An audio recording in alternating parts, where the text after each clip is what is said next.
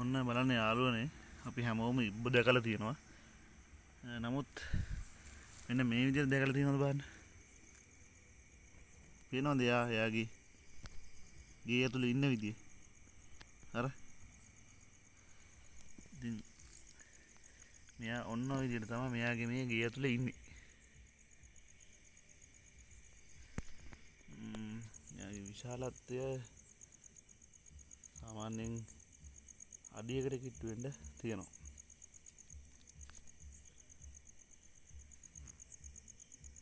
මම හිතන්නේ මෙයාලට කියන්නේ ගල්ලිබ්බා වෙන්න ඕන. ඔන්න එයාගේ නිවහන. ඔන්න මං ආයෙත් පෙන්නන්න. පේනවද ඔයාලට ඇතුළේ ඉන්නවා? එයා ඇස් දෙකත් අරගෙන.